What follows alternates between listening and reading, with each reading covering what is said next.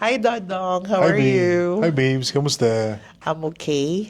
Excited ka na ba sa another episode natin? Yeah. So kung ready ka na, edi welcome na natin. Okay. One, two, three. Welcome back to Dodong and Friends Podcast. podcast. Yan. Okay. So this is our second episode. Hopefully, yung first episode, may mga natutunan yung mga listeners or yung mga clients mo na mga nakakita or nakapanood. This week, we're just gonna go right in the topic. Ano bang word doon? Yung anong tawag doon dong? Yung magki-carry back ka? Piggyback? Yeah, piggybacking on the topic last week, which is fear. Yung mga takot ng mga tao, ng mga nandito, ng mga clients natin, ng mga nandito. We want to talk about this week naman is what if, alam mo yung tinatawag na cold feet? Yeah. Ano Pag- yun? Pag di ba pag kinakasal ka yung merong cold feet na tinatawag, yung parang nanlalamig ka sa decision mo. Parang hindi ka sure. Oo. So now, we wanna talk about those clients na completely nag-cold feet na sila, completely nag-change na yung mind nila na I think Canada's not for me. Yeah. So, nagkaroon ka na ba ng mga ganong clients? Maraming ganun. Actually, so syempre, kakwento nila ko ng buhay muna nila sa Pilipinas, di ba? Tapos malalaman mo ano yung naging motivation nila pagpunta dito. And then after everything that they've done towards kung ano man yung papunta sa PR extension, hanggang sa parang, alam mo na, ayaw na nila. Tapos minsan narinig natin na uwi na lang kami. Oo. Diba? Prating ganun. So, nangyayari yun. Kasi Oh, yeah. I'm sure with all the fear, meron na rin dyan na parang ano ba to, para ba talaga sa akin tong Canada? Or, so, meron yung mga nagdadalawang isip pa eh. Pero meron talaga yung mga clients na decidido na sila. Like, Correct. they've decided na, okay, Canada's not for me, I'm just gonna go back home. Yeah. And yeah, so yon, what are the reasons why? Pag lumalapit sila sa iyo na, sir, ayoko na, uwi na ako. So, syempre, dahil na na-stress na sila, sometimes parang yung spirit nila parang So number one, emotional stress. emotional stress talaga. Talagang parang sumusuko na Oo. na ganito pala yung buhay dito sa Canada. Oo. Number two, siguro financial din. Correct. Yeah. So paano pag financial, yung kunwari hindi na sila i-renew sa work, ganun? So, di ba pag na-expire yung work permit, no? Kung hindi ma-extend o kunyari, hindi ma-support by the employer, yung iba, nagko-convert to visitor. Hoping na makabalik sa trabaho, somebody will sponsor them. Oo. So, kung naka-visitor ka, technically, you Bawal ka cannot mag-work. work, wala kang income, no? So, yung naipon mo or yung savings mo, hanggang kailan na lang yan? Lalo na pag wala kang kapamilya dito, you're paying for your own rent, mga ganyan. Okay. Yeah, kaya wini-weigh natin na when we give advice, of course, no, gusto natin na pilitin or exhaust pa. Malay mo baka may chance. Pero kasi mga factor katulad niya na parang kung siya mismo, si client mismo parang ayaw na, then mahirap talaga na i-push. Pangalawa, kung hindi na kaya ng budget, wala na talaga. Eh, yung iba, nagde-decide na talaga. Actually, meron ako isang client na gano'n eh. Family sila. I think nasa Pilipinas tayo nito na after all the options na ginawa natin for them, it came to a point na you must leave Canada soon, right? Meron na yung mga nasulatan na kailangan na nilang Yeah. umalis. Yeah, you will receive a letter, di ba, pag ganun. Anong tawag sa letter na yun? Well, yung parang voluntary exit. Parang Okay, voluntary exit. kasi kung hindi mo siya susundin, after few weeks or months na nagstay ka dito na wala kang status, you can be arrested. Pwede ka padala ng warrant of arrest. Oo, ma-arrest ka. Tapos, kunwari, mag-decide ka na mag-exit, hindi ka makakabalik, ganun. No. Mag-exit ka kasi yung permit mo na yan is tapos na. Oo. Minsan, mas okay na mag-exit para lang na wala kang Record. nilalabag na batas. You can always come back. So, pag nakatanggap ka ng sulat na yun, meron yung time limit. Like, kunwari natanggap mo siya today, will it say on the letter na within 30 days you have to leave the country? Immediately. Immediately. Yung immediately, that's very vague. What Yeah. does immediately mean? So, sinasabi ko dyan, within 30 days dapat you have 30 to, days. So, immediately is 30 days. Yeah. May mga solusyon pa naman yan. Pero during that time kasi, you expect na wala ng trabaho. So for example, pag na-expire yung permit mo, tapos nag-restore ka to, let's say, visitor, whatever. During that time, hindi ka na nagtatrabaho, so you're waiting for another 6 months ng refusal, another 6 months bago ka ma-refuse. So ngayon na na-refuse talaga yon, is either you leave or you stay here. So nadadrag talaga yung budget ng mga tao. So, yung iba naman, umuuwi thinking na sa Pilipinas na lang sila maghihintay. Correct. Yung pwede rin naman ganon, Pwede diba? naman ganon. Kasi at least sa Philippines, siguro wala kang binabayarang upa, ganyan. Yeah. So, Merong ibang mga kliyente naman na, kunyari pag kinakausap natin, no, sasabihin namin na, okay, worst case na mangyari, no, let's say hindi ma-approve yung application, may naghihintay ba na trabaho sa inyo doon? May naghihintay ba na ganyan? oh yeah, kasi hindi naman lahat galing Philippines. Some Yeah. of them came from Dubai, came from Singapore. Yeah. Pero yun yung reality ngayon, no, na because of the restrictions. May mga ibang kliyente din na ang ganda-ganda na ng buhay bago pumunta dito. Tinatanungan namin minsan ba't nandito kayo? Kasi syempre, pag dyan ka sa Philippines, for example, may tagaluto ka. Yung disparity ng well-off sa Philippines and sa mga low class or lower class people talaga napakalaki, no? Yeah. So, talagang comfortable ka talaga doon. Meron kang mga helpers, meron kang... Everything's just done for you. Yeah. Tapos dito, ikaw lahat. You do everything. You do the cleaning, you do everything. Oo. Tsaka minsan, magugulat ka na lang na, pag na-explain nila sa yung story nila, where they came from, sabi ko, anong ginagawa niyo dito sa Pilipinas? Mas maganda yung sitwasyon niyo doon. Anong ginagawa niyo dito sa Canada? Anong ginagawa niyo dito sa Canada? Mas maganda yung situation doon sa Philippines. And what do they say? Why are they here? Well, una, future ng mga kids. Ganyan, for the family.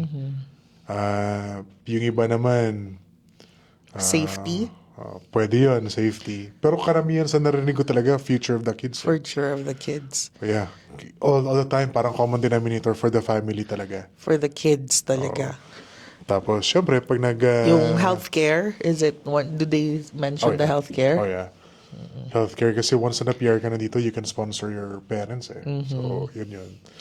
Ngayon nandito sila, so syempre, excited, no? Everything is new, bago, may snow, etc. Tapos, here comes the changes na ng immigration. Right?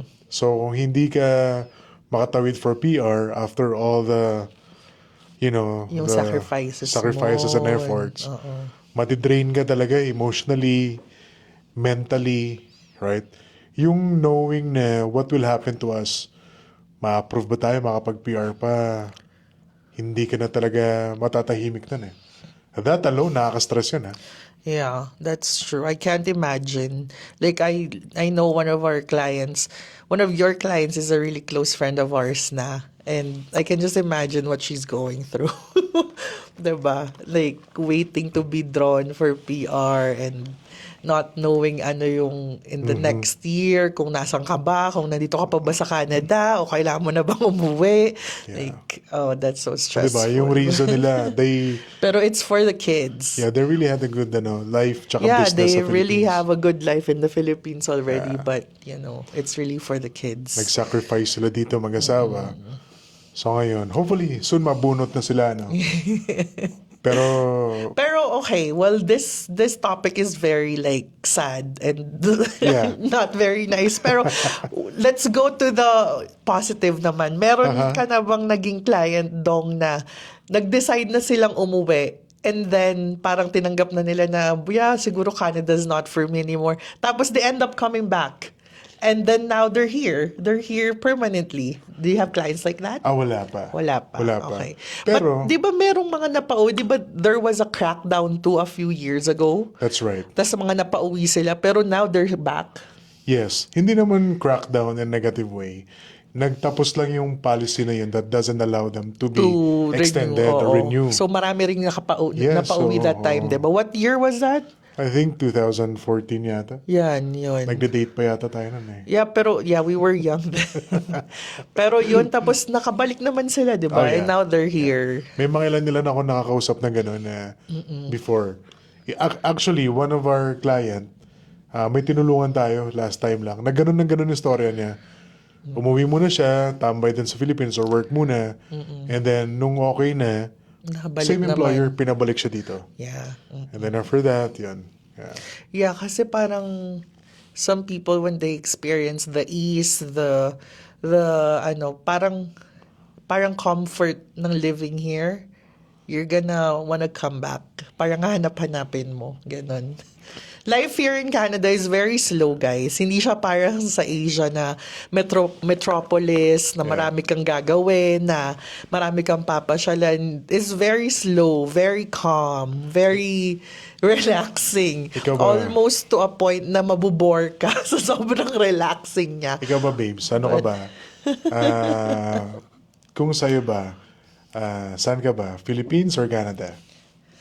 That's hard. I would choose 50-50. If I could live a life like that, that would be the best. Yeah. That would be the best because both countries have their own pros and cons. Give You an know, example. Syempre in the Philippines, you're with more family. Though all of our immediate family members are here already, like our siblings, our parents are here. But, we have extended families in the Philippines pa rin. And then in the Philippines, it doesn't snow. It's not too cold. But it gets really hot. So, you just choose your evil. I don't Baha. know. Hindi ka natatakot sa baha doon? Yeah, yun lang. No, Lindol. hindi ako natatakot sa baha. Natatakot ako sa lindol. Lindol. Because lindol, you can't really control. 'Di ba? Parang it just happens. It doesn't even give you warning. It just starts shaking. So yung flood mo control? Yeah, yung flood, you can live in an area that doesn't flood. I know. And then you can like prepare for the flood because it gives you like, oh, may bagyong darating, you can prepare. Yeah. But lindol, you can't really do anything. It just Ano happens. pang mga gusto mo doon na wala dito sa Canada? Just the busyness. Yeah. That's it. Just the things that you can do. You can do, there's so much things you can do in the Philippines. Yeah. And if you're entrepreneurial, there's so much income potential in the Philippines. Oh, yeah. Only because of the population. That's There's right. so much people in the Philippines na, 'di ba, parang if you explain it simply na parang kumita ka lang ng piso sa isang tao, marami na 'yon, 'di ba? Yeah. Ang dami na nun. So, Ano naman yung mga wala doon na meron dito na gusto mo? why are you interviewing? This is not about our topic anymore. Yung wala, ano? Yung wala doon na meron dito na gusto mo? Wala doon na meron dito. Na gusto mo? Aside sa akin ano wala doon? Syempre, it's the orderliness, Aha. the calm, the peace, Yeah. Alam mo, every the time na... safety. Parang every time umuwi tayo, tas when Yeah. we come back here, we feel like refreshed. Refreshed. We feel like we're getting recharged here. Parang Yeah. ganun. Tapos pag andito ka naman, bored ka kasi wala kang pwedeng gawin. Yeah, bored. Sa kabisihan namin sa work, we still get bored. Yeah. Kasi you know of the possibility, you know of the things that happen in some other place. I think that's it dong. Dati nung we didn't live this kind of lifestyle, we parang okay tayo sa ganito na we work and then on the weekend it's like calm and all of that. Pero now kasi we know of a different reality na Yes. there could be a life we could be living somewhere else around this time. That's probably why we're always complaining na ano ba yan, wala man tayo magawa, ganyan, ganyan, ganyan, ganyan. Yeah. Only because of that.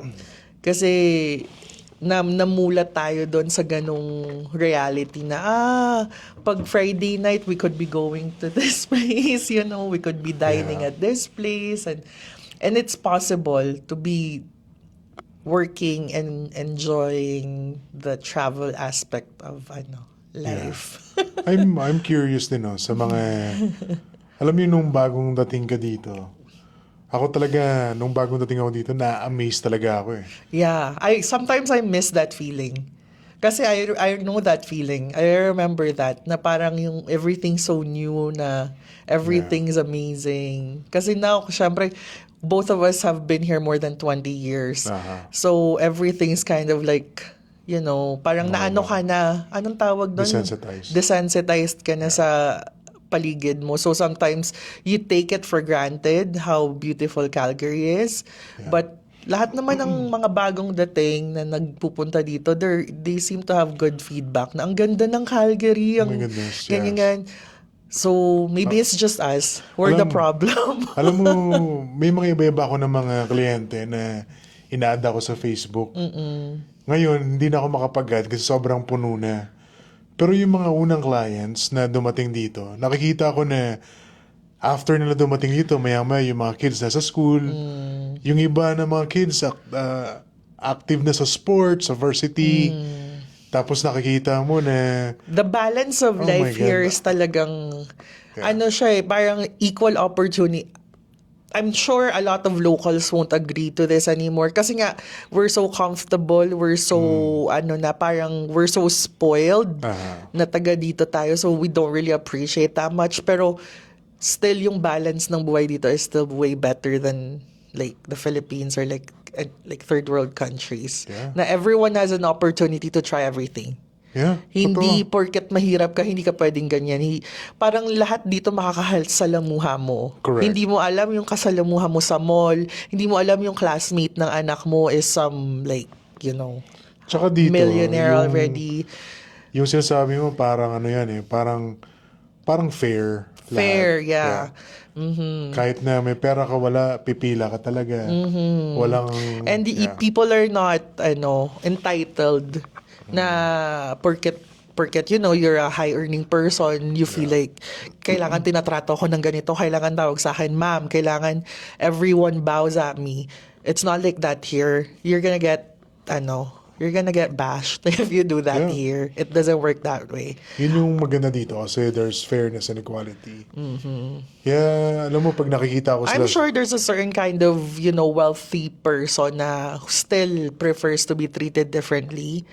You know, Ay, oo. there's May mga ganun also, talaga. syempre, there's like, you know, there's people like that still. Pero Meron talaga. the majority of the case, hindi naman. Yeah, Like, yung sinabi it's mo not. kanina na lahat ma-afford dito, no? Oo, yun kasi naisip ko siya kasi 'di ba sa Philippines yung mga hindi mo naman kunwari gusto mong enroll yung anak mo sa football clinic, sa mga swimming classes. That's extra expense that you do like you don't really put money aside for. Pero Yeah. dito you're able to enroll your kid to those things kasi hindi ka Correct. naman nagbabayad ng tuition, 'di ba? So just put them in those extracurricular activities. Yeah, kaya nakakatuwa talaga yung mga kliyente na alam mo yun, they're doing fun things as a family. Yeah, and they're My you see goodness. them, they're starting to integrate their life Oh, na in yeah. the Canadian society. Oo. 'Di ba? Yun. Yeah. Yun yung Shoutout sa inyo, sa mga kliyente namin. Congratulations, Mga guys. friends namin dyan sa Facebook na nakikita ko yung progress nyo, talaga nakakatuwa. Kasi part of what we do, sure, we do paperworks, pero alam mo yung makita mo sila nag-enjoy as family, makita mo yung mga kids nila dyan, no? That's why this is such a fun industry to be in because you're in an industry of changing lives. And it's not just the life of like one family, it's generational eh. Kasi nabago na yung buhay ng anak. So, it's generational already. Like, Tapos minsan makakasalubong mo sila sa mall. Mas matangkad na yung mga anak nila sa mga nanay, tatay. That's nice. Nung kinuha nila, ang liliit pa. So, at minsan, hindi mo na sila nakakilala kasi sa dami ng mga nakausap natin, kaya nakaka-amaze talaga Yeah. yung ganito ginagawa natin. Kaya, yung iba, minsan, hindi mo rin mami-blame babes na, ano ba yan?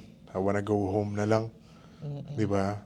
I think also because like everything, people's lives are online now. So everything's seen and everything's being compared. So kunwari kung yung progress mo is not as fast or is not as you expect it to be, mas lalo kang nagiging impatient. That's right. So mas lalo kang nagli-lean towards that decision na maybe Canada is not for me because you're comparing your like journey to some other person. Yeah. So maybe just keep that in mind too na maybe, you know, iba talaga yung journey mo. So That's right. maybe you just have to keep on like, maybe it's trying to teach you something. Maybe it's trying to teach you to be more patient or to have like more grit, you know? Yeah. Something like that. Yung ano, babes, yung may mga kliyente na when we talk to them, no, ako mismo na-amaze ako kung paano yung career o kaya yung business nila bago sila pumunta dito.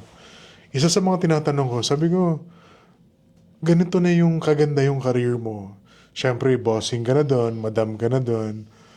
Tapos nung dumating ka dito, ang laki ng changes. And then they would come here as a student, di ba? Sometimes. Student, yung iba, talagang ano, yung back to basic na trabaho. Tinatanong ko yan sa kasi I'm curious pa paano yung adjustment nila. Minsan sabihin nila na, yun nga sir, sobrang hirap kasi andun ka na tapos biglang na-humble down ka dito. Yeah. Pero sabi na wala kami magagawa kasi andito na eh. Well, I mean, Grabe. it's the same thing that like our parents went through because we were talking about this when we were both brought here by our parents. They were in their 30s, 'di ba? Yeah. So, yun rin, parang, syempre our parents too were doing well in their prospective career, wherever they were working. And sinabi mo nga, the decision is really for the kids. Yeah. So, Actually, nalala ko si Daddy, di ba? Pumunta kami dito way back 2005. Galing siya ng Saudi. yeah, and you guys were doing well already. Oo, kumaga okay naman. Tapos pagdating niya dito, yung mga odd jobs na una, alam ko nagtrabaho siya sa burger, A&W. Proud na Yeah. proud siya no kasi, well, syempre dahil magkakasama kami, but at the same time, parang masaya siya na-experience siya na magluto ng onion rings. Yeah, see? Onion Everyone rings. has their Yeah. own story. So, Yun lang. Mag-ano sa grocery. stepping stone lang naman yan. Tapos ang napansin ko Daddy, kahit na 2 jobs, 3 jobs ano, pag uwi niya, Happy siya. happy siya talaga. Sabi ko, syempre coming from the engineering background, tapos biglang ganun. Pero siguro sa kanya, yun yung fulfillment niya na achievement na I think ano nadala kami rin lahat yan dito. talaga siya, personality-wise, diba? That's one, yes. So you just really have to look at the positive side of Yeah. things na parang ganun. Yeah. Kaya, yun yung sinasabi ko sa mga kliyente, no? Na sa una, kung ano yung mga career natin way back home, just be open to it na hindi ka agad din yung makukuha na dito. Siyempre, magkatrabaho mo tayo dyan, odd jobs, here and there. And that is the reason why, pag magmamigrate dito, nire-require sila ng proof of funds. Yeah. Or show Kasi money. you should be able to support yourself Yes. first. Kasi nga, ganun talaga eh. That's the Canadian journey. Yes. Hindi siya unique sa'yo na parang baka feeling mo pinahirapan ka ni Lord. Kasi hindi ka pinapapasok. No, hindi ganun. Parang it's quite common. Even for me. Well, tatay never worked an odd job. But nanay, she's a doctor. And then her first job here was at KFC. Oo. And she really liked it. Because nanay loves to cook. Oh. She loved working at KFC. Masaya. And she was a housewife in the Philippines. So she never worked back home. So feeling ko dito, nung nakapag-work uli siya, parang feeling niya na-regain niya yung sarili niya or something like that. Yeah. So, it's really a matter of perspective, di ba? Oo. Tsaka mahilig si nanay ng mga gano'n eh. Yung Makipag-usap magluto. talaga Yeah, sa makipag-usap, ganyan. So, yeah. Yan lang. Tsaka ano naman yan, phase lang yan eh. It's not forever, no? Lahat naman dumaraan dyan.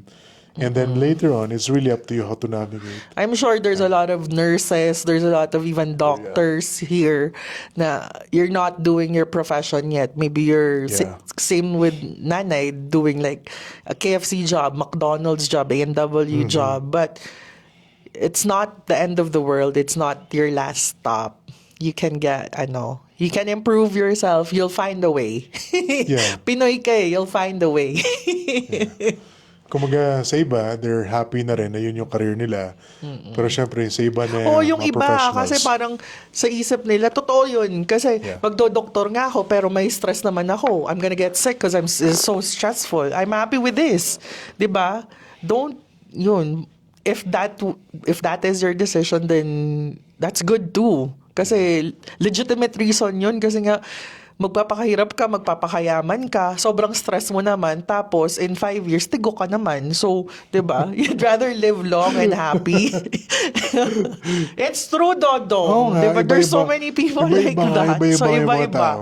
So, kung yun yung rason mo, ba't mo gusto umuwi na Pilipinas kasi gusto mo na mag-doktor, maybe reconsider.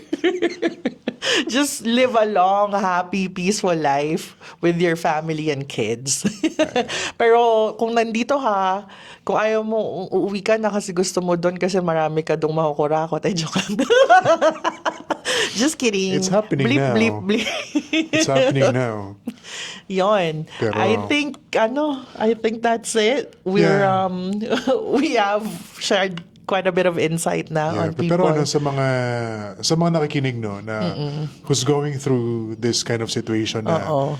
hindi ko alam kung okay ba si Or Canada. maybe it's seasonal depression, guys. Pa-spring na. Baka Pwede rin mag-get yun. over nyo na yan kasi patapos na yung taglamig. Yeah, may brigada na gano'n na akala nyo no way out na.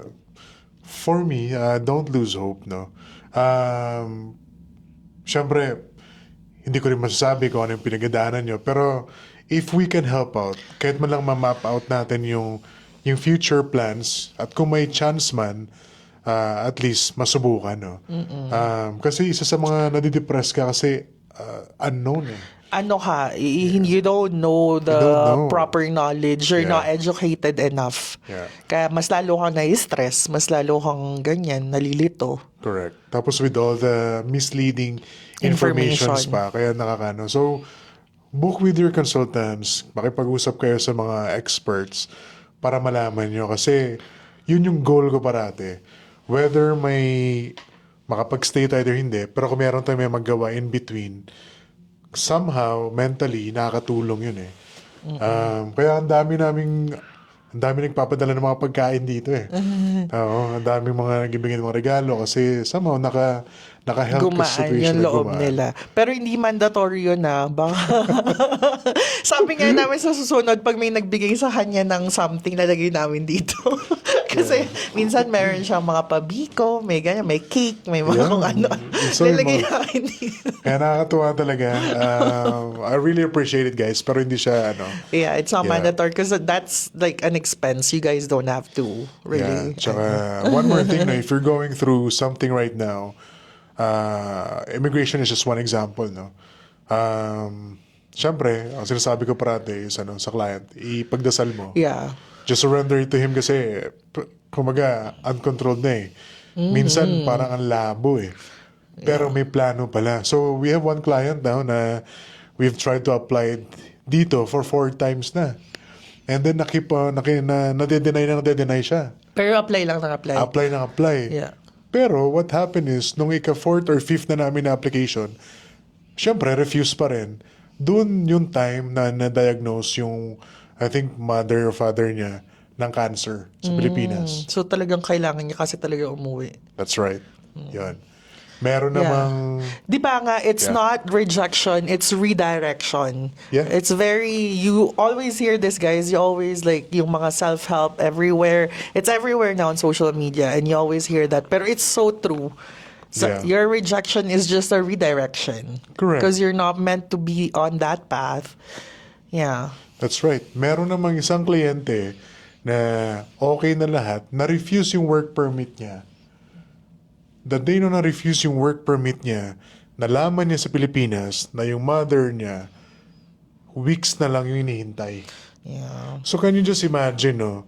You've been waiting for this work permit. Kung ma-approve yun, hindi ka naman agad-agad makaka-uwi. Kasi may obligation ka dito. So, nung na-refuse yun, same day, nalaman niya na may ganong sitwasyon ng nanay niya. So, umuwi siya. Umuwi talaga. Ang sabi ko,